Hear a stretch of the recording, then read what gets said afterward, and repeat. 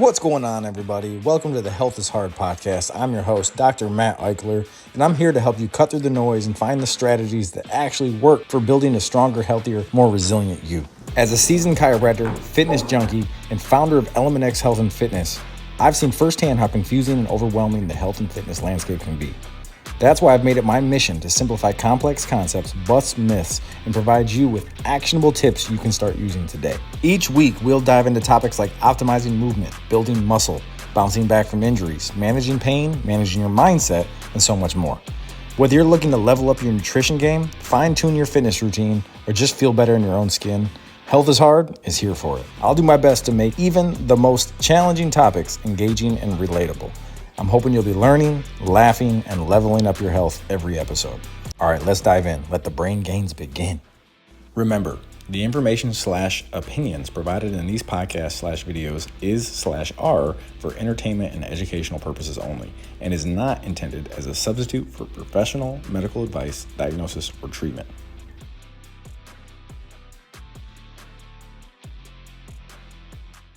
Do you even lift? That's the question. Hey, welcome back. Health is Hard, episode 3. I am excited tonight. Probably one of my favorite topics. We're going to talk all about muscle. Okay.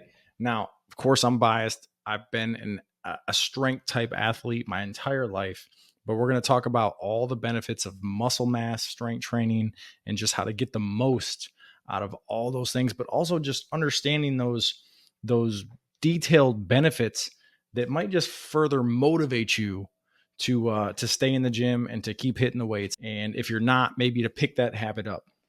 I know this is probably a little repetitive because we've been talking a lot about kind of the same things through these first few episodes, but I really just want to hammer this home because this is the direction that I'm trying to take all my coaching clients, all my patients. I really just can't exaggerate the importance of skeletal muscle mass on your body enough. It's really the organ system of longevity. So when you understand that, you really tend to prioritize it. But we're going to start with a little story I was just thinking about the other day. A few years ago, I was having a conversation, and this conversation has really stuck with me. One of my best friends from my hometown, we were talking about how to get him back in the gym.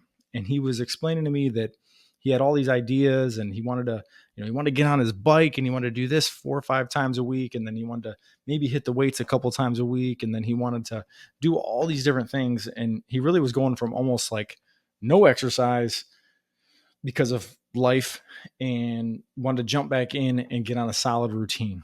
And I found myself just making a couple realizations.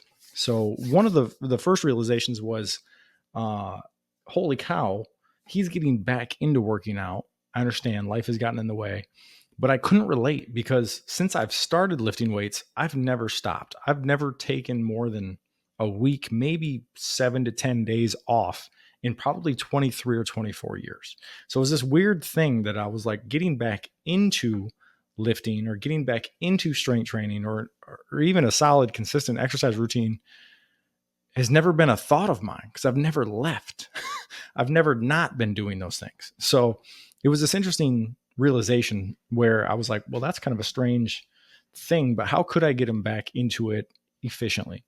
And he was obviously picking my brain. He knows that I'm in this space and that was my undergraduate study. And that now I focus a lot on that with my patients and clients, and I'm a coach and all those kind of things. And I found him continuing to prioritize cardiovascular stuff. And I was tempted to almost discourage it. And not that I think cardiovascular activity is a bad thing at all. I think it's fantastic. I think VO2 max is one of the main longevity factors, but I think muscle mass is right up there with it, neck and neck for whatever's the most important. However, I think all the side benefits to having more adequate muscle mass and staying strong and being more capable physically when it comes to what you can lift and the stability and mobility that comes with resistance training is unmatched. I think that if you had to prioritize one thing when it comes to exercise, most people would probably pick cardio, but I think that's a mistake. I think that prioritizing strength training is the key, and prioritizing robust, solid, mobile, functional muscle mass is the key to longevity. So we're going to dive into a ton of different things tonight. I'm going to try to keep this one a little shorter, considering the last couple were a little longer. And it's probably going to seem a little repetitive because I know I mentioned strength training and muscle mass in the previous two podcasts, but it just can't be emphasized enough. So as I was talking to him, I realized that it's not a physical vein addiction that I've developed that's kept me in the gym. It's what it does to my mindset. It's my stress relief. It's my outlet. I remember specifically back in chiropractic college when, everybody would finish their exams and they wanted to run to the bars and go have fun and go drinking and do all that. Yeah, all I wanted to do was go to the gym. And I had conditioned my mind to find so much relief mentally, but also just the feeling that I got when I was in there training consistently just helped my mindset so much. So I became addicted to this. And I think it's one of the more healthy addictions you can develop for sure, but not just because I wanted to look good. It was because of the way it made me feel. And the way it made me feel was confident and capable and strong and resilient and just a number of different things that you wouldn't necessarily think happens. And I've seen this with a lot of my clients. It's not just the physical attributes that you acquire by lifting weights and strength training. It works on your mindset so much as well. So we're going to talk a little bit about that tonight, but I really want to talk about the physiological mechanisms and all these things that benefit you tremendously when you're consistently prioritizing muscle mass and strength training. Oh, and this also is going to be kind of the outline of this podcast here is basically going to trace an article I wrote on my website, drmatteichelor.com, that's called Whether You're 27 or 72, You Need to Be Lifting Weights. And it's a great article. I was super proud of it. It highlights all the things that we're going to talk about tonight in more detail. So if you'd like to check that out, go to the website, drmatteichelor.com, and you can read about all these things, and maybe you'll have a little less of my rambling happening. But first big idea we're going to dive into is the idea of ditching the safety excuse and maybe ditching cardio as well. Okay. So, like I said, my buddy was super adamant about focusing on the cardio, and I didn't want to discourage that. I didn't mean to maybe discourage that. If I did, I didn't really mean to. I wanted him to prioritize the strength training. I just knew him. I knew his situation. I knew some of the aches and pains that he deals with, and I wanted him to make that more the priority. And I think that happens with a lot of people. A lot of people think that when they think of exercise, they think of cardiovascular activity. They think of going in there, hitting the treadmill, getting a good sweat, and then getting the heck out of there, right? And they sometimes think that the weight training is going to hurt them or it's going to stiffen them up. It's going to create problems. They might as well just, especially when you get a little older, like in your 30s and 40s, you're like, I don't need to be doing all that lifting, man. My ego's fine. I'm good. I don't need to be showing everybody how strong I am. It's not even that. It's so much more than that. So the first thing that comes to mind is that what's one of the main constants in our life? And one of the main constants that I think of is gravity. So why would you not want to continuously improve your ability and your efficiency at dealing with gravity? The only way you're going to do that is by picking things up and putting them down. So I think that, when it comes to exercise, we need to think first about strength training, second about cardio. Now, I think that they're probably equal as far as their importance, but we're going to talk a lot more about the benefits of strength training and how I would almost prioritize them over cardio for a number of different reasons. But when it comes to safety, though, the first thing that comes to mind is that, look, when we injure tissue, when we have an injury, and then we typically have to have some sort of therapy, maybe it could be a chiropractor, it could be a physical therapist, but the end goal of any of those therapies is usually loading those tissues. We usually go from a passive care to an active care eventually. That active care makes you more independent and resilient and really just fully heals that tissue when we have an active component to the rehabilitation. So what is the end goal of most rehabilitation programs? It's loading the tissues. It's strengthening the tissues. It's creating a resilience back in those tissues that were insulted or injured to begin with. So when you think about safety, that's the end goal of somebody that's trying to help you recover from an injury.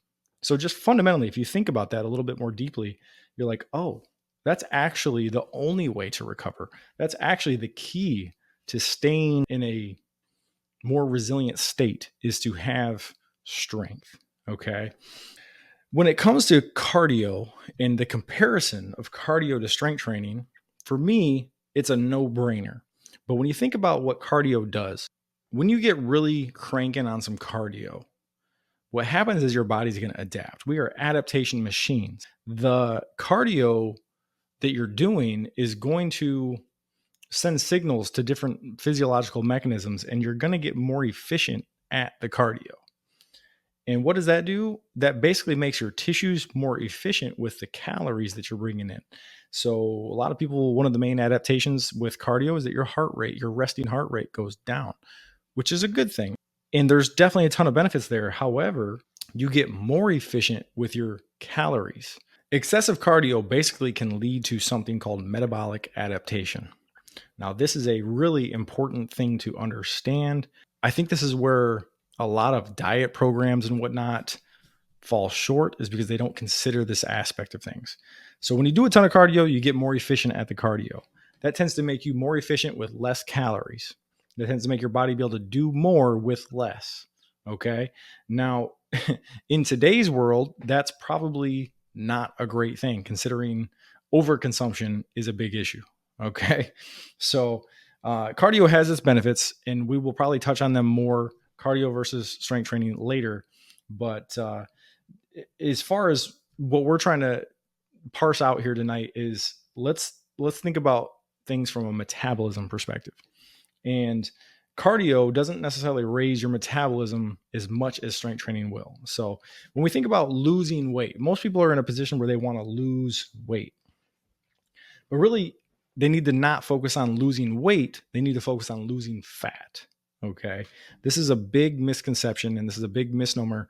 And I know a lot of people get fixated on the scale when it comes to weight loss programs, and that's a mistake. You need multiple vectors of progress tracking. You need to understand that progress can happen in many ways, and the scale is only one of them. So the scale doesn't account for what's happening with your body composition. We've all heard that muscle weighs more than fat, and that's a common, almost cliche statement in the fitness world now, but it's true. It's true. Muscle has more density than fat. So when we lose fat and gain muscle at the same time, which is possible, but it's rare, we're going to talk more. We'll dive more into that later. That would be called body recomposition. And most scientific kind of gurus would say, oh, you're probably going to prioritize one or the other. You either need to be in a calorie surplus and you need to be focused on gaining lean tissue, or you need to be in a calorie deficit where you're burning fat. Usually they don't happen much at the same time, but especially newbies, it does happen. Okay. So sometimes when you're jumping back into a program, when you're like hitting it hard and you're all of a sudden you're hitting some strength training that you never, well, maybe you're putting a little bit of muscle tissue on. It takes time. You're putting a little bit of muscle tissue on as you lose a little bit of body fat. Oh, that scale is not doing much. Right. So we got to keep that into consideration, but really you don't want to focus on losing weight. You want to focus on losing fat. You want to preserve lean muscle tissue and lean tissue at all costs. Okay. And the reason for that is when you lose muscle, your metabolism takes a hit. Muscle is very metabolically active within your body. Muscle requires a lot more calories to do what it needs to do. Okay. More so than most other tissues within your body. When you look at the obesity epidemic in this country, you would think that people are struggling to be able to lose weight. And most people, when they set out to lose weight, they don't necessarily struggle. They usually can lose the weight. The problem is keeping it off. And when it comes to keeping it off, that's when people struggle. Diet statistics are pretty bad. I got some numbers on the computer here. I'll read them off to you. So weight regain statistics are kind of insane. So according to a certain research study here, within 1 year of some weight loss, so some people can get weight off, but within 1 year, 50 to 70% of people will have regained all the weight they lost. 85% will have gained it back within 2 years of the weight loss. And 95% of people will have gained it all back within 3 years. 95%. That means the average long-term success rate of fat loss or weight loss, not fat loss, weight loss. That means the average long-term success rate of a diet is only 5%. That's a little discouraging, right? So It's mostly because people are focusing on losing weight. They're not focused on losing weight the right way. They're not focused on losing fat and preserving lean tissue. Now, what is lean tissue? What is the most important lean tissue? Probably muscle. To piggyback off of that idea, the next one I've got titled Healthy, Robust Muscle Equals Healthy, Robust Metabolism. And a lot of people don't understand that muscle is such a metabolically active tissue that it burns way more calories at rest than any other tissue. Okay.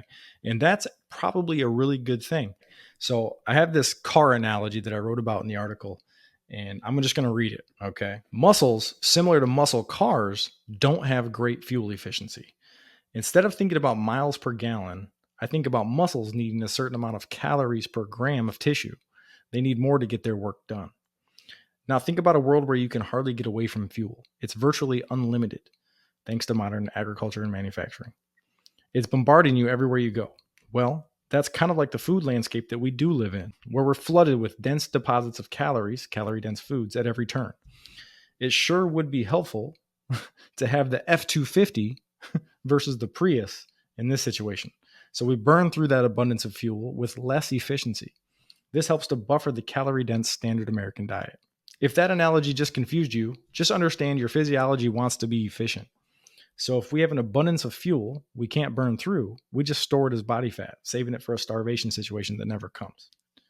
In addition, if your body doesn't think it needs muscle, it gets rid of it. It won't waste its precious calories maintaining it, i.e., hogging all the gas, hogging all the fuel. Resistance training is currently the most helpful tool we have to preserve and build muscle. Again, if you want to lose body fat, not muscle, when it comes to human fuel efficiency, you don't want to be the Prius. You want to be a lean, mean, powerful F 250. So, as was highlighted there, resistance training is the most efficient tool to maintaining muscle mass, which actually we're trying to be less fuel efficient. Muscle is less fuel efficient, but with an abundance of fuel everywhere, with most people having the issue with too much fuel leading to excess storage, we want to be less efficient. More muscle on your body will be less efficient. That's one of the ways that strength training, muscle mass, just is such a huge benefit to the body. Is by having more muscle mass, we become less fuel efficient. We burn more calories at rest. We burn more calories doing hardly anything. Okay, that's a huge benefit because we usually live in an abundant calorie situation where overconsumption is a huge issue. All right, next idea: hormone help. Okay, so muscle mass on your body and strength training. I'm going to kind of use those synonymously, almost like having muscle mass, but then the active strength training that gives you the gains that makes you have muscle mass are almost kind of synonymous when it comes to this whole benefits of those things. So hormone help. Diabetes, testosterone, and myokines. Okay, so in the article you'll be able to read a lot about this and really understand these things a little bit more detail, but I'm just going to touch on them. But basically, when it comes to your hormones, strength training and muscle mass is huge for helping regulate a ton of different hormonal situations, three main ones. But the first one is insulin. Okay. Diabetes is a problem. Type 2 diabetes is something you do not want. All right. And muscle mass and strong, robust, active muscle mass plays a huge role in regulating blood sugar. If your muscles are actively engaging and working and active and functional, you're typically going to stave off a lot of insulin resistance and diabetic progression. Resistance training helps push that sugar into the muscles. It helps metabolize the sugar, and you end up not having it just linger in the blood, creating all kinds of other issues. So that's a huge one. And then testosterone is the next one, kind of an obvious one. When you think of resistance training and muscle building, and you almost can't not think of testosterone. So testosterone is plummeting in this country, mostly in men, but women even have an issue with it too. Testosterone plays a huge role in muscle recovery, and there's a ton of different deep scientific physiological mechanisms that we're not really going to go into in this podcast, but we may eventually. But testosterone naturally is going to be higher in people that are resistance training. It's shown in a ton of different studies. So, but resistance training can be hugely beneficial for men with lower testosterone, but women as well. Okay, and we're definitely going to hit on that later, where I actually think teaser. I actually think resistance training is more important for women than it is for men, but we're going to get to that in a bit. But another hormone-like messaging system within the body is something called myokines. And myokines are kind of a newer discovery, and there's a lot of gurus. I remember Dr. Gabrielle Lyon talking a lot about these, and she really turned me on to them. And they're actually like endocrine messaging systems, messaging proteins. I don't know if they're specifically hormones, but they're similar to hormones. And they're actually excreted from the muscular tissue when the muscles contract. And myokines do a ton of different things that we have just now kind of figured out. They lead to a ton of health promoting attributes like healthier blood vessels, lower blood sugar, cholesterol levels, muscle cell growth, fat loss, enhanced memory, reduced inflammation, lower risk of a ton of different chronic diseases. So, your body benefits from myokine production, and myokine production happens when your muscles contract. Now, of course, just walking down the street, your muscles are contracting, but when you intentionally are contracting muscles in a balanced fashion, I imagine that myokine production ramps way up. But I've got more to learn on that, and I'll be sure to do something on the podcast. Maybe have a whole podcast just dedicated to myokines because they're super interesting to me. So back to this whole idea of safety. Okay. Not only is strength training safe, I would say it's protective. I would say there's too many protective benefits to being strong, stable, having robust muscle in your body versus the alternative. And research has parsed that out a little bit. So there was a research study not too long ago. I'm just going to read this here because I think a lot of people think that when you are strength training a lot and you tend to beat up the weights, the weights beat you up as well, so it's a give and take relationship, and you end up just stiff and tight and not having a ton of mobility to you. And that happens in the extreme cases for sure. When you get a ton of muscle mass on your body, you can have mobility restrictions. But I'm just going to read this here. Not long ago, a big systematic review and meta-analysis, which is a study of a bunch of studies, was published that compared strength training to stretching as far as its ability to improve mobility. Believe it or not, both showed similar improvements in overall mobility.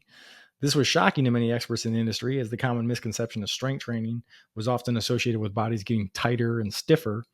That's wrong. It actually showed the same mobility gains as static stretching. And the researchers gave the edge to strength training because of all the other benefits that come along with it, like strength gains and the many other benefits that we've been discussing.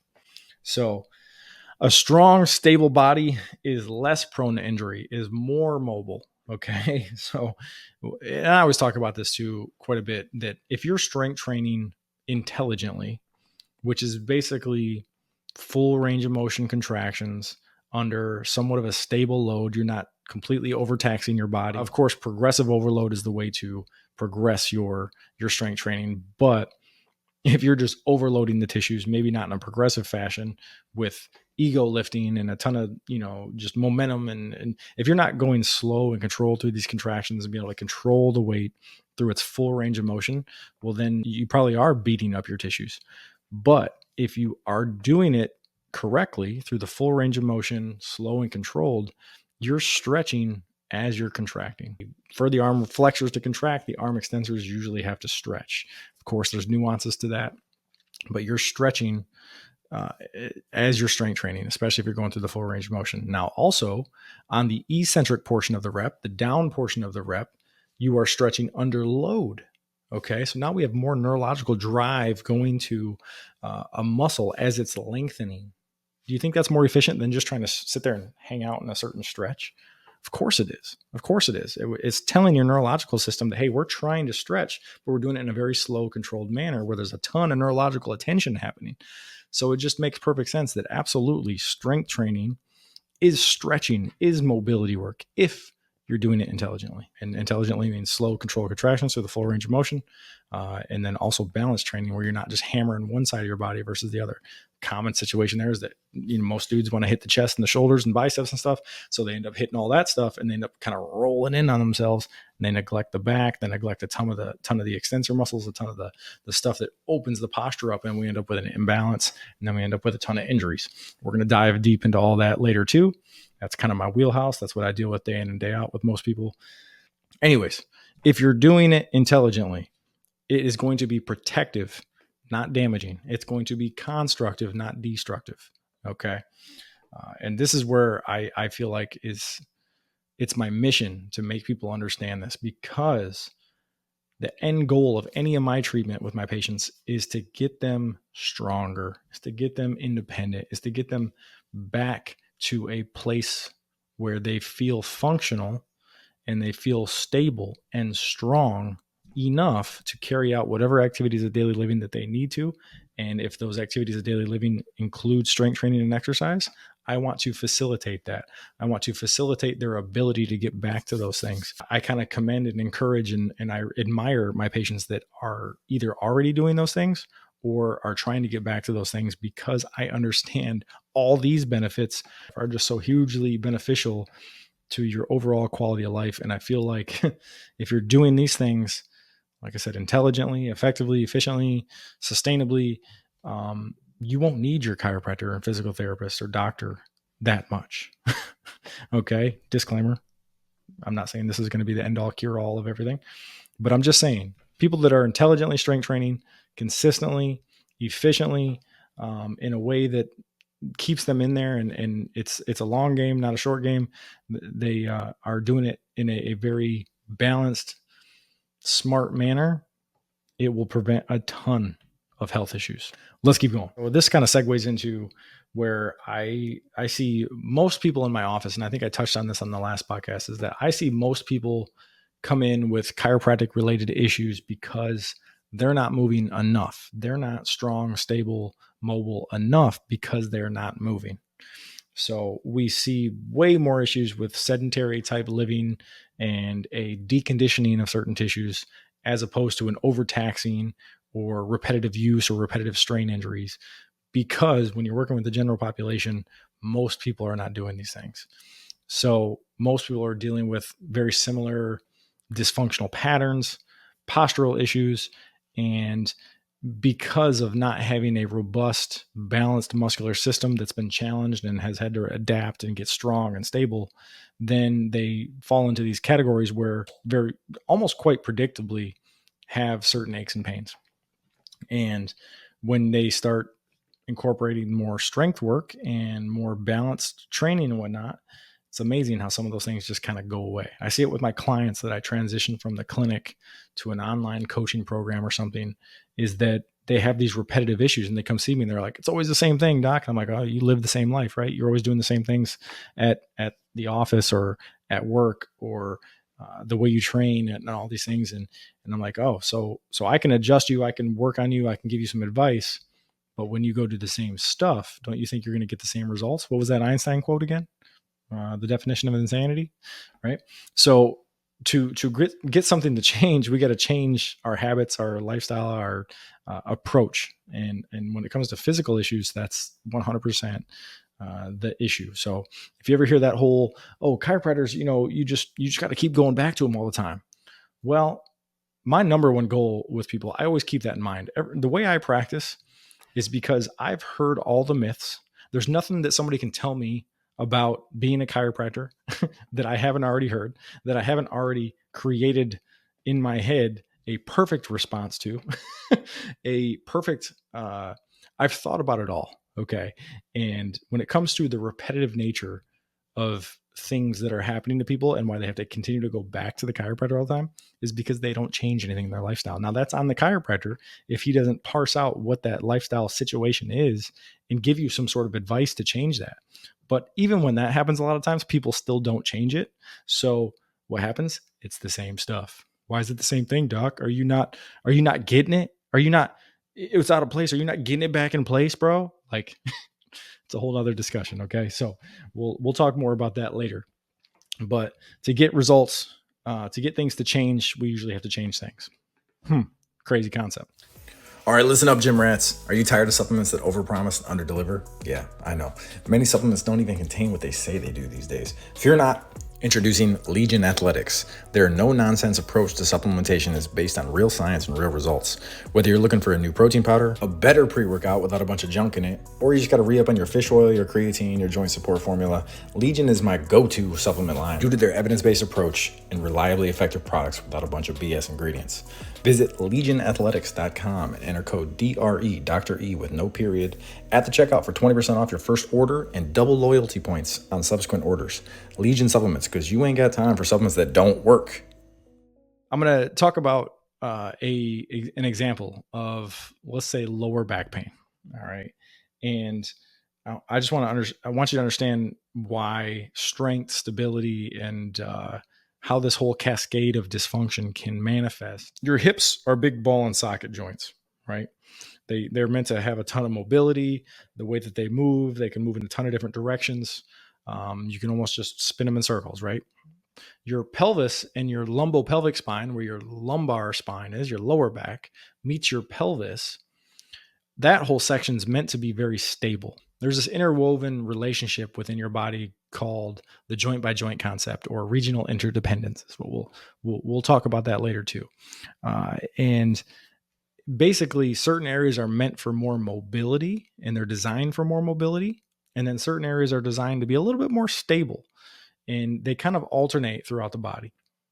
So when it comes to your hips and your lower back, your hips are meant to be very mobile. Your lower back is meant to be pretty stable and sturdy. It doesn't want to move a lot when it doesn't need to. We want to move through the hips. So what happens when people sit for 10 to 13 hours a day, like the average American does, is that the hips get pretty stiff. When the hips get pretty stiff, we still got to go move, right? We're still going to get out of this chair and go do whatever we need to do. So what happens is that we tend to create a ton of motion in our lower back as a compensation. Sometimes it works its way down to the knee too, but basically both the knee and the lower back want to be pretty stable. So if we have to reverse that relationship a little bit, because our hips have gotten stiff from sitting all the time, they've gotten adaptively tight and stiff, and that can manifest a number of different ways. Well, now we're calling on the lower back to do a whole lot more than it wants to, or that it's designed to, and we start having injuries. We start having joints jam up. We start having muscles get super taut and tight and tender. We start having discs compressed together and potentially protrude or herniate or something like that. So when we don't honor the body's natural design, and a lot of modern living doesn't do that. A lot of modern lifestyles don't really respect the design of your body, especially when you think about things like sitting, or even like, travel situations where you got to cram into an airplane and you're crammed up like a cooked shrimp. It's just a disaster for the natural design. Our bodies are meant to move. So basically, back to the hips and low back, you tend to reverse the roles a little bit. And when you reverse the roles, well, bad things happen. People get injured, people have major calamities, people's backs go out, type of thing. So working to build stability and to build strength, especially in that area, is going to be hugely beneficial. It's not dangerous. Okay. I think a lot of people think, oh, it's dangerous. I can't squat, can't deadlift, can't do all these things because I hurt myself and they're dangerous. Well, sure. To certain people, they are, because they're not ready for that stimulus. Okay. But to somebody that's somewhat conditioned and trained and can handle that stimulus because they've taken care of the relationships that they need to take care of as far as hip mobility, strength, stability in other areas, well, it's not dangerous at all. But also I think about like patients that are somewhat terminally ill or have like a chronic disease, or the way that their body starts to decondition and become less mobile. When our bodies become less mobile, our health just really spirals out of control. It just goes down the toilet. Okay. When we have adequate muscle on our bodies, we really increase the survivability of just about every known disease. It's almost hard to swallow, but it's the truth. A couple things that come to mind are cancer. Okay. Cachexia is one of those main things where our bodies just almost start to collapse in on themselves, and they start to just, you get a ton of muscle wasting, and our bodies just almost shrink up. And when we don't have metabolically active tissue, well, our bodies don't have much of a reason to live. And that's one of the main issues with how cancer actually takes a life, is because of the body just wasting itself. The muscle wasting, cachexia, is a big thing. And it also is implicated in things like dementia and these chronic diseases that are usually looked at as diseases of older age in the elderly, but a lot of those things can be staved off or dramatically improved by strength training and maintaining good, robust muscle on the body. But another thing when it comes to the elderly is fall risk.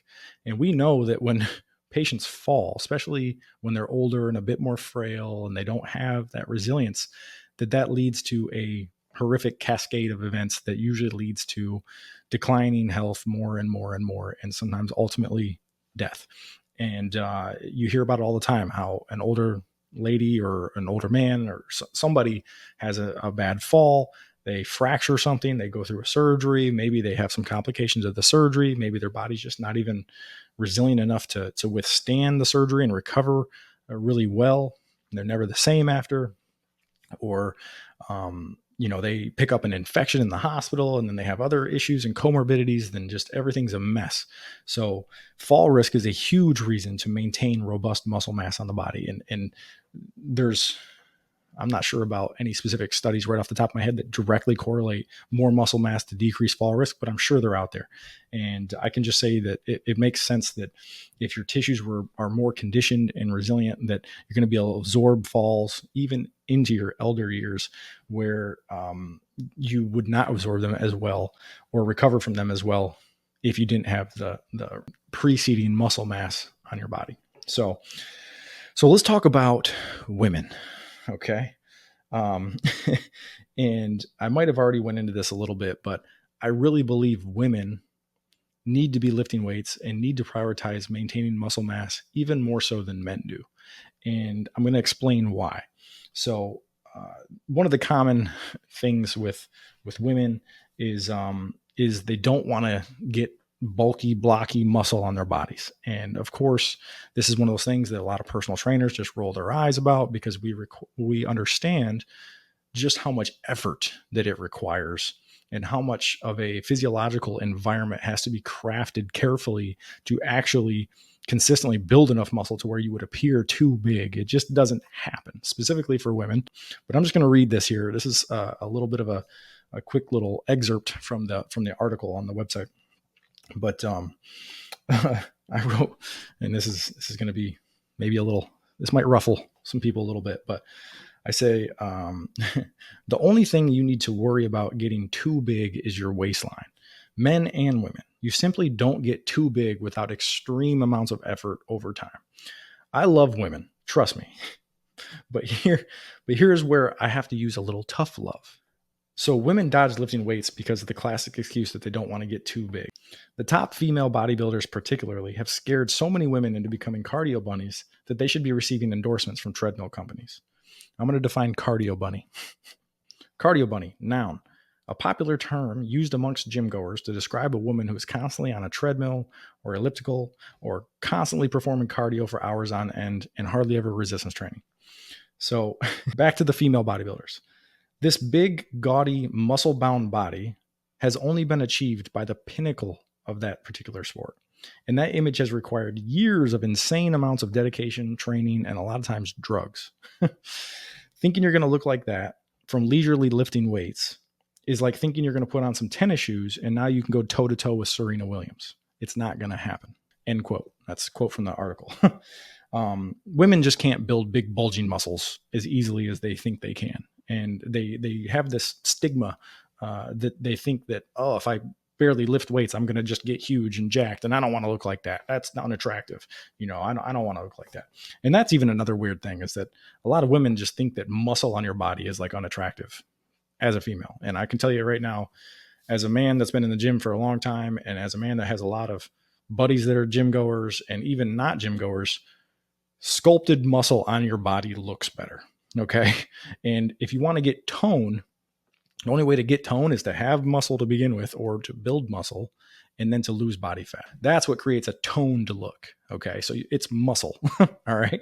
So women just got to kind of get over that. And if there's men out there, I just laugh at the guys. They're like, oh, they see a more muscle bound looking woman and they're like, oh, that's so unattractive. And it just like speaks to some of their insecurities, I think, sometimes. Cause I'm just like, all right, well, I understand if you're not into that. Okay. I'm not here to tell anybody what they should and shouldn't be into, but I think that for the most part, muscle, like going back to the cardio versus more explosive athlete appearance, I think it's pretty obvious which one physiologically looks better from a health standpoint. I mean, when you look at one compared to the other, you're like, oh, this person's healthier for sure. And I think that just gets confused in people's minds. So back to women. Women typically have much lower testosterone than men. That's kind of obvious, right? And that is another thing that makes it much harder for them to build big, bulky muscles. But resistance training typically raises testosterone for men, but also for women as well. And there was an interesting study done not long ago that found that that it does raise testosterone in men pretty consistently across the board. Of course, there's tons of different variables and factors. I'm sure that had to be taken into consideration with that study. But the interesting thing is that the resistance training almost acts more like a hormone balancing situation or a hormone balancer for women. So if women have lower testosterone, it will raise it. But if women have natural decent testosterone levels, resistance training doesn't seem to raise it as much as it does in men. So it almost is just like this balancing act that the resistance training tends to create a demand, and that demand has to be met by more of a optimal hormonal environment, not necessarily just cranks up your testosterone. So it's just really interesting. And another reason why I think it's almost more important for women, especially later in life when they go through things like menopause and things get a little just really convoluted and kind of confusing. And I think that even resistance training through that situation will help with the after effects of menopause with like bone density and just obviously strength and stability and hormone balance. But another thing is because women have lower testosterone, they tend to have slightly slower metabolisms. And a slower metabolism is going to lead to potentially weight gain and fat gain, and all the ramifications that come with fat gain is not good, right? So because you naturally have less testosterone, I would say that making sure that there's a balanced hormonal environment and creating almost a demand where you have to have at least enough testosterone to maintain your body's ability to build muscle is going to balance things out in a really solid fashion. I also think about women postpartum. The whole experience of pregnancy is pretty tough on the body, right? Your body has to change in ways that don't necessarily favor you in the time being. It's favoring the fetus, the baby. And that means that sometimes mom's going to lose stability in certain areas. I mean, I take care of a ton of women through pregnancy. It's one of the most common things I would say our clinic sees is women, going through pregnancy and having a lot of issues with, spine stability and aches and pains related to pregnancy. But after they deliver the baby, there's just a lot of stability that has to kind of be built back if we don't want to almost predictably have pain.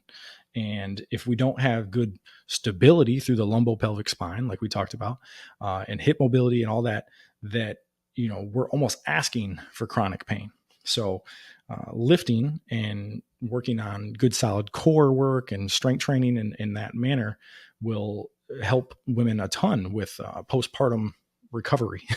There's a movement right now with like pelvic floor therapy, and I think it's fantastic. I think that it almost should be like a requirement postpartum. Not that you're prioritizing yourself much postpartum. Anyways, I understand. I have a lot of friends with kids and whatnot. I don't personally have kids, but I understand and I see in the office all the time women and their experiences postpartum. And I think that, focusing on some pelvic floor therapy and some resistance training and some strength and stability work after you get into the maybe a little bit more of a solid routine after there's that adaptation period to having a newborn, I think that it should be prioritized because it's something that will benefit them tremendously down the road. I can't tell you how many times we have, women come in and say, "Oh, I've had this pain ever since I had my second child or my third child," or that kind of a thing. And it's really interesting. Of course, things happen with like epidurals, and there's weird freak accidents that sometimes happen, and sometimes certain babies, just have a tendency to move around in there and create, compensation patterns with mom that that's less controllable. But what is controllable is your efforts towards building your body back, not necessarily to look good again, which is going to be a byproduct of it, but more from a stability and strength standpoint to get things back to more of a robust, stable place. So we talked about bone density. Post menopause is a huge situation with bone density loss due to a number of different physiological mechanisms and hormones and whatnot. So weight bearing exercise is just one of those huge things to help maintain bone density. And here's another little side tangent here. You don't have to be in the gym pumping iron to maintain bone density and muscle mass. I think about my parents here, and my parents have never been gym goers, but they've always been very active people. They've always been trying to use their bodies because they just feel better when they know that they've put in a decent day's work and they've been active. They've gotten out and they've moved, whether it's walking or whether it's gardening or yard work or all those little tedious activities that get your body moving. They just feel better. It's just an obvious thing for them. So, and I would say that my parents in their early 70s now are, I would say they've maintained a pretty decent amount of muscle mass. And I don't know if they've ever even stepped foot in a gym, outside of some maybe high school sports and stuff. I don't think they've ever gone to a gym. So it doesn't require that you're pumping iron all the time to maintain decent muscle mass. Weight bearing exercise is huge.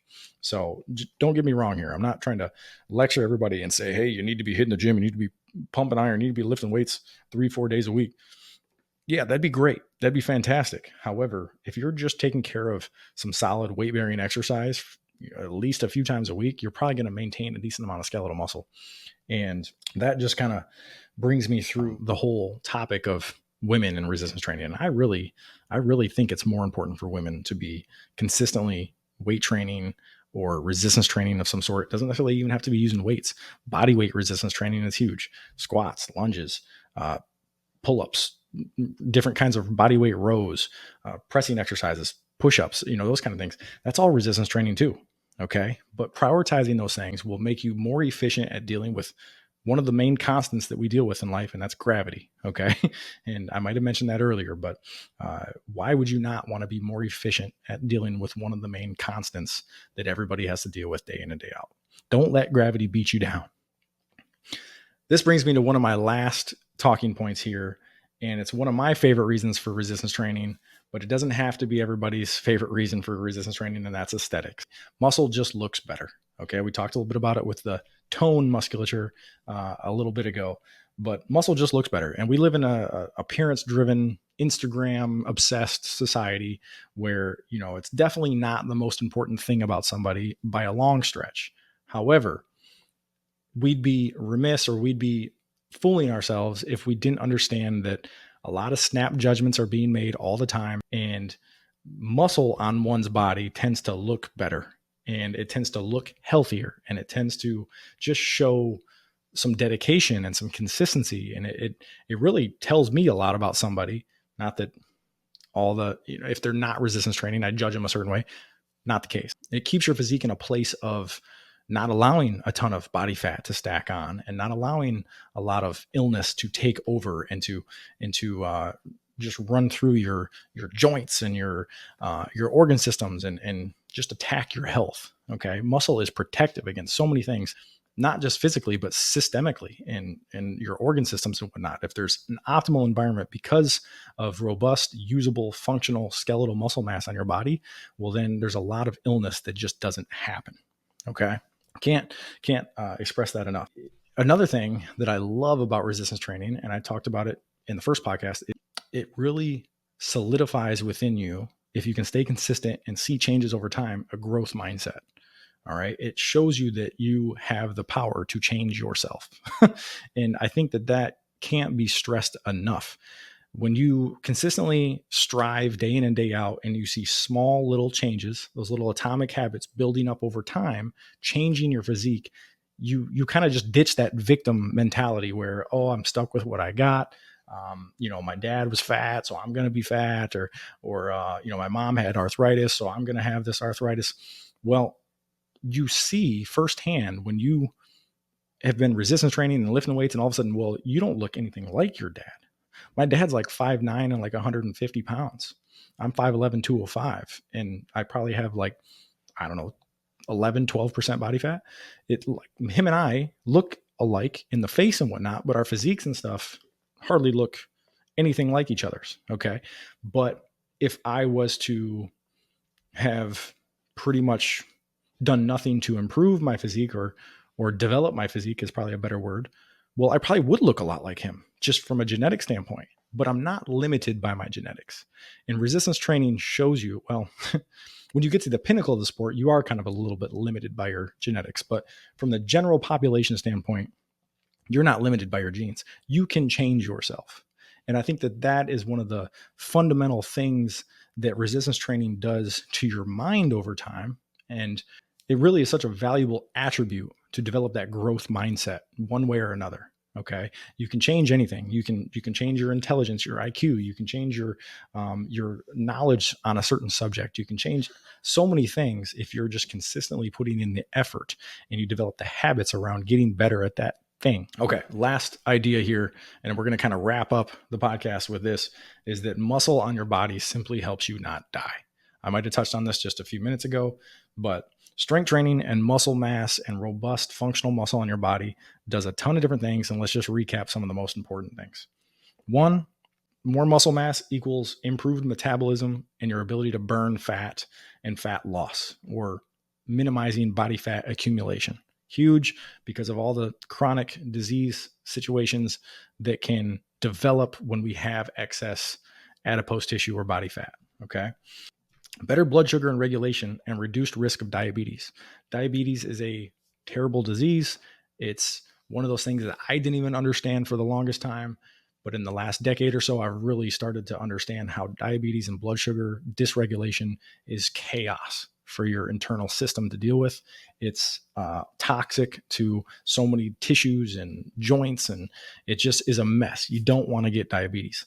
And one of the best things you can do, weight bearing exercise and resistance training, will increase insulin sensitivity and all of that. Okay. So to stave off that situation, resistance training, muscle mass, robust muscle mass on your body is going to be probably the most effective thing. All right. Another benefit to muscle mass and resistance training, increased mobility and injury prevention. I know we kind of hammered that earlier, but most people, when they think of resistance training, sometimes they think of the destructive nature and it's dangerous. It's quite the opposite. It's protective. People that are consistently resistance training, like I said, intelligently, are going to be less prone to injury. Next thing, enhanced hormone balance and mental resilience. Okay. There's studies that are starting to show the hormonal ramifications of resistance training, but also the mental resilience that you build.